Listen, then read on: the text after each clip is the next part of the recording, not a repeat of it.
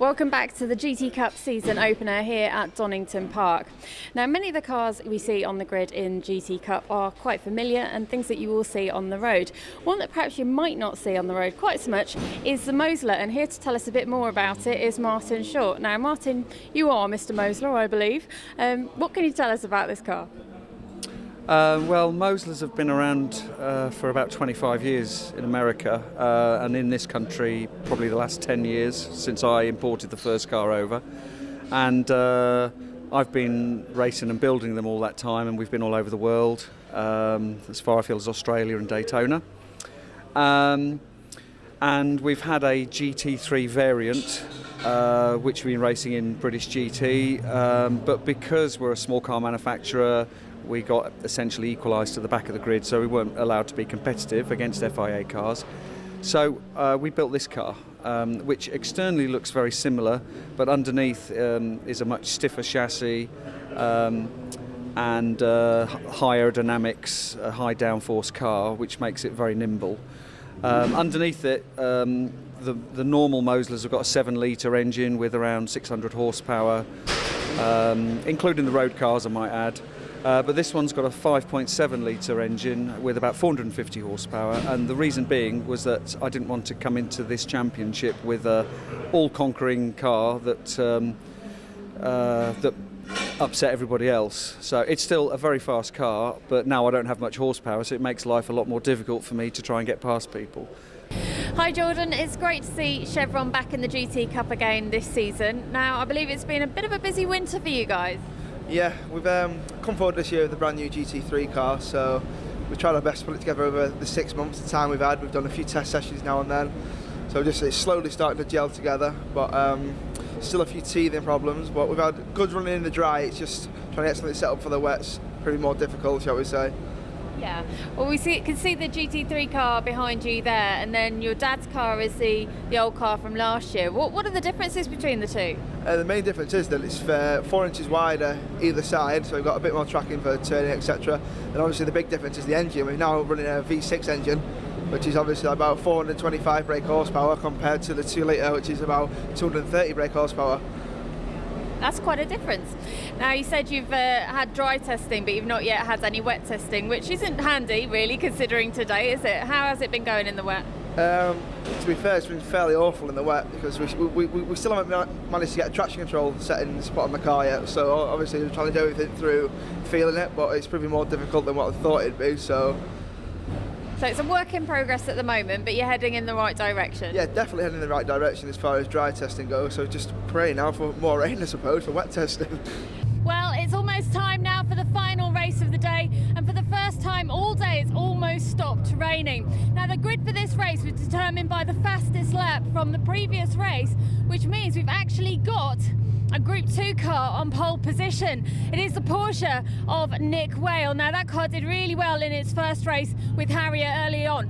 Now, of course, on the front row next to him, well, it's the Mosler of Martin Short, so this should be his big chance for a win in the GT Cup. Here's Ben in the commentary box.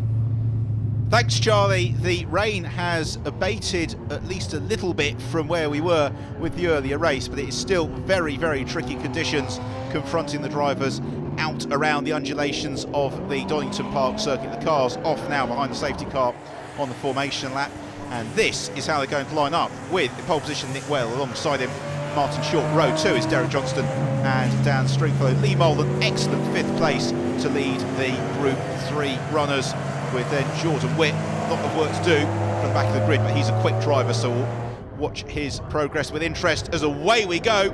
And Nick Whale is going to try and convert pole position to a sizable early advantage as they accelerate on towards Redgate for the first time, although Martin Short and the big Moses tries to go up on him, as does Derek Johnston. Johnson is going to try and squeeze past Martin Short here at Redgate. The Mosler runs wide, the Ferrari of Derek Johnston squeezes the inside, and through he goes, up in 2nd place. An audacious move there from Derek Johnston. He really wasn't going to take no for an answer, was he? And Martin Short gave him racing room, and through he went. And already the Ferrari now pressurising Nick Whale in the Porsche, but Whale, vastly experienced driver, ex-British Touring Car Championship racer back in the early 1990s, and also he's got an appropriate surname for the conditions because it is still very, very wet here at Donington Park. And Derek Johnston looks to the outside into McLean's. That's going to be tricky, and then he'll try and maybe prize an opening up the inside to Coppice. That's exactly what he does. He gets the power down nice and early. Textbook switchback manoeuvre, and through goes Johnston in to lead the race, with then Wales then second, Martin Short in third, and the three of them pulling well clear of Lee Mole in the Ginetta, who is currently in fourth position as Chris Bentley goes around. He should keep out of the barriers. He does, brings the car to a halt, and Bentley will rejoin at the rear of the field as Johnston looks to make good his escape early on. Dan Stringfellow moves to the inside. Lee Mole claims fourth position in the BMW. It's a good move and smoothly done through the Goddard chicane. Kevin Riley also lurking with intent in the second of the Moslers, a little bit further back. So we've now got 5 different manufacturers in the top 5 places. This again is proof that multi-mark GT racing can give us some excellent action, as it always does in the GT Cup Championship. On down the hill comes the three-way squabble for first, second and third, although Derek Johnston lead the race, just beginning to stretch his legs and move away from Nick Whale, who has got Martin Short in the Mosler on his tail. And Short anxious to get through here, because not only does he want to win the race, but these are also Group 1 championship points in the form of Derek Johnston driving off into the distance, and Martin Short flashing his headlights to let Nick Whale know that's exactly what he wants to do. Whale, on the other hand, will be of the view, well, I'm on pole position by merit, and I'm going to defend this place all that I can, although I think Short should be able to use the power of the Mosler to surge up the hill, up the inside, and through he goes at Coppice. He then almost runs wide. Whale tries to fight back on the inside line.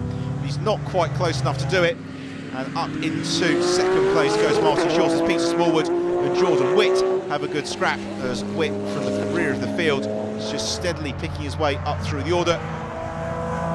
So that moves Jordan Witt up into 6th position. Peter Smallwood, though, will try and chase him down along the Dunlop straight, as flashing his headlights, having latched himself onto the tail of the race leader, Derek Johnston. Martin Short in the Mosler, then in second place, is pushing as hard as he can, as is Peter Rowbottom in 11th place, matching number on the car, and still getting fairly damp, I'd venture, in the Ferrari 430 Spider, as the leaders plunge down through the Craner curves. And again, Martin Short showing himself in the mirrors of Derek Johnston. He's really trying to intimidate Johnston into a mistake here.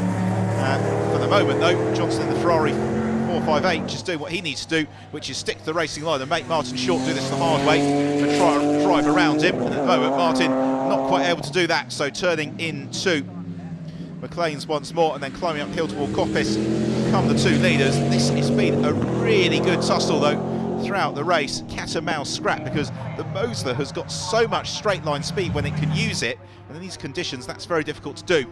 In third place and leading Group 2, Nick Whale, although he's got Kevin Riley in the big Mosler on his tail. This has been an impressive performance from Kevin, because the Mosler not the easiest car to drive in dry conditions, let alone these treacherously wet conditions, as he gets the power down out of Coppice onto the Dunlop straight. He runs a little bit wide though, and that might go around. It does, and he spins onto the grass.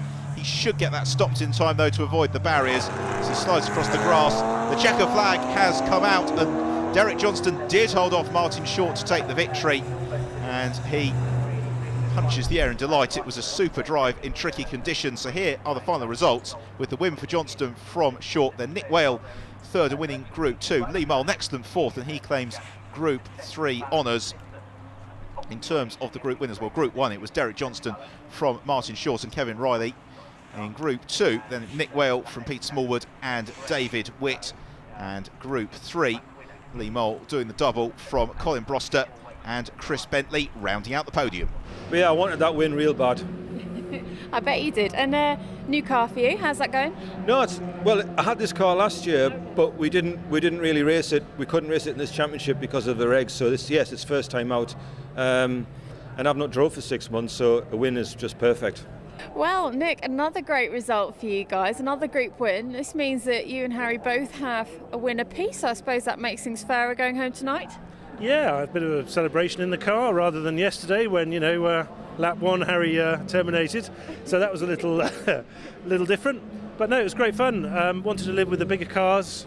Difficult with the weight we had, 55 kilograms, but great fun. And despite the conditions looking, awful, It was actually, once I settled in and adjusted to the level of grip, it was great fun.